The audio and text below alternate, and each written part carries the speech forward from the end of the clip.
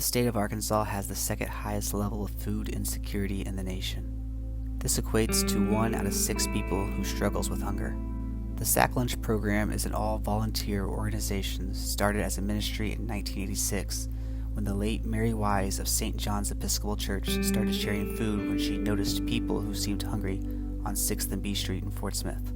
It is now comprised of more than 300 volunteers from different faiths, families, schools, and political affiliations, all with the common goal of providing food to anyone who asks. This mission has continued and has never ceased, even during a pandemic.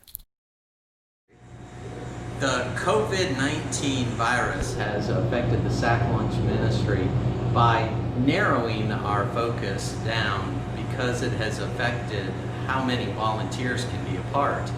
We used to serve 6 days a week, 11 meals during the week. We are now only serving 6 days a week, 1 meal. The Sack Lunch program, right from the very beginning in March, our first primary thing that we were concerned about was safety of volunteers. If people don't feel safe here, working here, then they will not come. They don't get paid to be here, so it's a big deal that they feel safe. Some of my volunteers are 90 years old, 92 years old. And some people have health issues.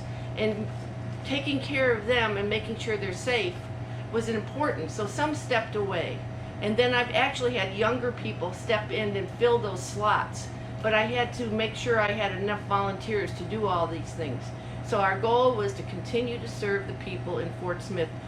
We've been really deliberate about working with a doctor on keeping us safe, on being able to keep this open. So we're always using our masks, our gloves whenever we're working around the food. We put up an acrylic drop guard between our clients and we who serve. We've implemented a 6-foot gap in the line as people wait. And of course, as everyone comes in, they're always having to wash their hands before gloving up. So we're trying to follow all the CDC guidelines to keep everything safe. Sure, go ahead. You can smell the bleach in here. Right now, as we all know, there's like a meat issue that's going around and concern that there won't be enough meat. So I want to get my meat order in, and so I'm prepared. And storage is always an issue. We were having to store the meat in every little nook and cranny we had once we got it. And with the new freezer, which we got thanks to a grant from the Hunger Alliance Foundation, we received a grant to purchase this new freezer. So we will continue to be able to feed anybody who's hungry here in Fort Smith. Hey there. Hello. How are you doing? Let's see if I can figure this out. All right. There we go. There you go. And I can give you one of these if you'd like today. We got some Mountain Dews. Well, enjoy. It's nice and cold, so refreshing. Hey, there you go. Hey, you have a great day.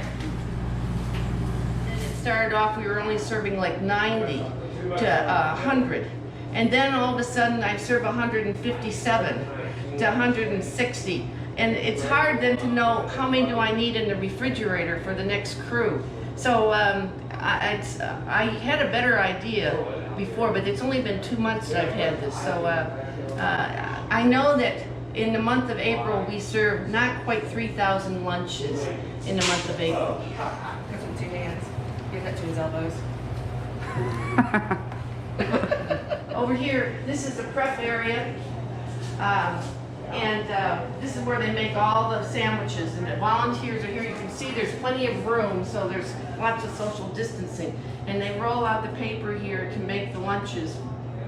Central Presbyterian also has a muffin crew, and they make banana muffins, and we serve a banana muffin with each sandwich, each lunch on Monday, Wednesday, and Fridays. And you'll see them over there. They're all individually wrapped, which is really important.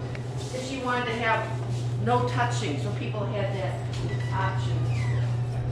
The most important people are back here, the volunteers. They're the ones who do the work.